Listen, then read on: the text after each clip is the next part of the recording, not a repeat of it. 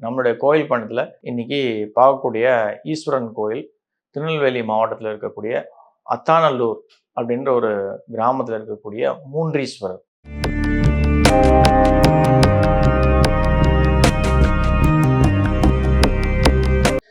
நமஸ்காரம்.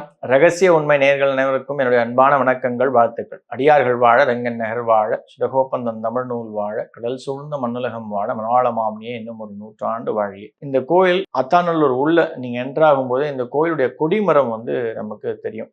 வாழை மரங்களால் சூழப்பட்டு அந்த வாழை மரத்துக்கு தோட்டத்துக்கு நடுவுல கோயிலுடைய கொடிமரம் சிறப்பா உயரமா நமக்கு காட்சி கொடுக்கும். அத்தானல்லூர் அப்படின்னு நம்ம பார்க்கும்பொழுதே அந்த கொடிமரம் நமக்கு நல்ல உயரமாக காட்சி கொடுக்கக்கூடிய ஒரு விஷயம். இந்த கோயில் ரொம்ப பழமை வாய்ந்த கோயில். திருப்புடமருதூர் ஈஸ்வரன் கோயில், அதாவது கோமதி அம்பாள் உடனுரை நாரும்புநாதர் கோயிலுக்கும் முன்னாடியே நம்ம இந்த கோயிலை பார்க்கலாம். எப்படி அத்தானல்லூரில் கஜேந்திர வரத பெருமாள் கோயில் இருக்கோ அந்த கோயிலுக்கு அருகாமையில் இருக்கக்கூடிய கோயில் தான் இந்த மூன்றீஸ்வரர் கோயில். ரொம்ப பெரிய வரலாறு பெற்ற ஒரு முக்கியமான ஒரு கோயில். ஆனால் பட் இன்னைக்கு யாருக்கிட்டையுமே இந்த கோயிலுடைய வரலாறு அப்படின்றது ரிட்டன் டாக்குமெண்ட்ஸில் இல்லை அப்படின்றது தான் ஒரு வருத்தம் தரக்கூடிய ஒரு விஷயம். ஆனால் பட் இந்த கோயிலுடைய அமைப்பு அப்படின்றது ஒரு தனி சிறப்பு பெற்ற ஒரு கோயில். இந்த கோயிலுக்கு மூன்றீஸ்வரர்னு பேர் வந்ததுக்கு முக்கியமான காரணமே இந்த கோயிலில் இருக்கக்கூடிய 3 வாழ்ந்த மகான்களுடைய ஜீவசமாதி அமைந்திருக்கிறது தான் ஒரு தனி சிறப்பு அப்படின்னு அந்த ஊர் மக்கள் சொல்லக்கூடிய ஒரு விஷயம்.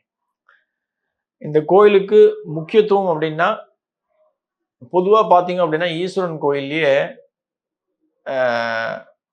கொடிமரம் முன்னாடி நந்தியம் பெருமாள் இருப்பார். ஆனால் பட் இந்த கோயிலில் கொடிமரத்துக்கு பின்னாடி தான் நந்தி அமைக்கப்பட்டிருக்கும். இந்த கோயிலுடைய தனி சிறப்பு, one of the vital unique feature அது.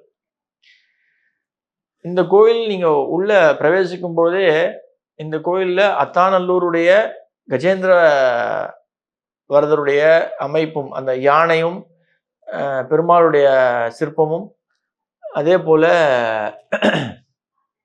இங்க இருக்கக்கூடிய அம்பாள் மங்களாம்பிகை அம்பாளும் மூன்றீஸ்வரர் அவருடைய சிற்பமும் நமக்கு அழகா வடிவமைக்கப்பட்டிருக்கும்.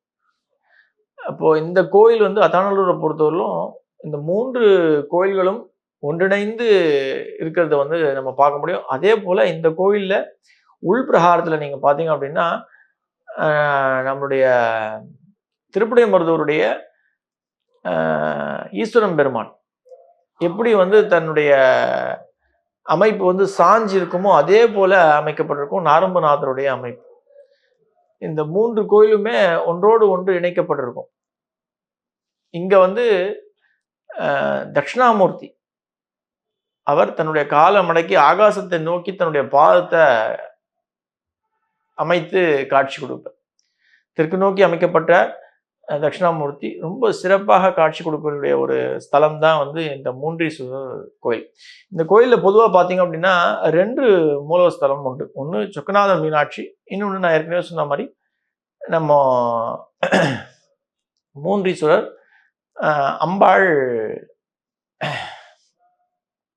அம்பாளோட காட்சி கொடுப்பு. அளவு சிறப்பு வாய்ந்த ஒரு ஸ்தலம் இந்த மூன்றீஸ்வரர் கோயில். ஜெனரலாக இந்த கோயிலுடைய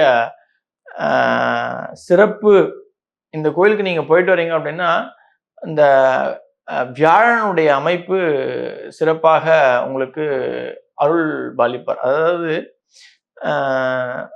ஈஸ்வரன் அப்படின்னு நம்ம சொல்லும் பொழுதே எப்பேற்பட்ட கஷ்ட நஷ்டங்கள், ஒரு கடுமையான ஒரு பாதையில் நம்ம போய்ந்தாலும் நம்ம வாழ்க்கை சிவபெருமானை நினைச்சு நம்ம வணங்கும் பொழுது எல்லா துயரங்களும் எல்லா கஷ்டங்களும் நம்ம விட்டு விலகுவதாக ஐதீகம் உண்டு.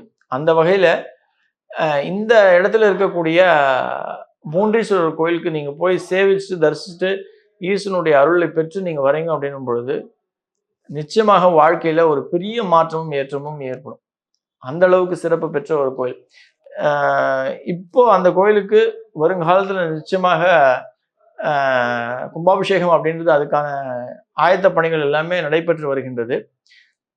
நான் ஏற்கனவே சொன்ன மாதிரி இந்த சொக்கநாதர் மீனாட்சியுடைய சன்னதி அப்படின்றது வந்து கொஞ்சம் சிதிலமடைந்து தான் இருக்கு. அதை வந்து அவங்க காப்பாற்றி ஒரு நல்ல ஒரு கட்டமைப்போடு கொண்டு வந்துட்டாங்க அப்படின்னும் போது இந்த கோயில் வந்து தனி சிறப்பாக நமக்கு தெரியப்படுத்தப்படும். அந்த அளவுக்கு சிறப்பு பெற்ற ஒரு கோவில் வந்து இந்த கோயில். ஏன்னா இந்த கோயிலுக்கு எதிர்க்க தான் வந்து ஏற்கனவே நம்ம சேனல்ல பேசின இந்த விசாக கட்டளை மட முருகர் அப்படின்றது இருக்கக்கூடிய ஒரு கோயில். இந்த கோயில்ல இருக்கக்கூடிய முருகப்பெருமான் தான் அப்பன் ஈசனுக்கு வந்து பணிவிடைகள் செய்ததாக ஐதீகமும் உண்டு. அதே போல இந்த கோயிலுக்கு கரூரார் சித்தர் வந்து வழிபட்டதாக ஐதீகம் உண்டு. கரூராருக்கு தனக்கு பசி அப்படின்னு நம்ம ஈஸ்வரனை கேட்கும்போது அம்பாள் அவருக்கு உணவு கொடுத்ததாக, அதுக்கப்புறம் தான் அவர் வந்து நரம்புநாதரை போய் சேவித்து அங்க வழிபட்டதாக கூறப்படுகின்றது அந்த கோயிலுடைய மக்களால். அந்த அளவுக்கு சிறப்பு பெற்ற ஒரு கோயில். இங்கதான் 23ஆம் மடாதிபதியுடைய ஜீவசமாதியும் அந்த முருகர் சன்னதிக்கு பக்கத்திலேயே அருகாமையிலேயே இருக்கிறதாகவும் கூறப்பட்ட ஒரு முக்கியம் வாய்ந்த ஒரு விஷயம். மூன்றீஸ்வரர் அத்தானல்லூர்ல இருக்கக்கூடிய ஈஸ்வரம் பெருமான் பல அதிசயங்களையும் அற்புதங்களையும் இன்றைக்கும் செய்து கொண்டிருக்கிறார். அவரை தரிசித்து உங்களுடைய வாழ்க்கையில் எல்லா ஏற்றங்களும் வளங்களும் பெற்று வாழ்வாங்கு வாழ என்னுடைய அன்பான வாழ்த்துக்கள். நன்றி. ஆழ்வார் ஆச்சாரியன் எம்பெருமானார் சீர் திருடிகளே சரணம். ஆண்டாள் பிச்சுக்குலிங்கம் திருடிகளே சரணம்.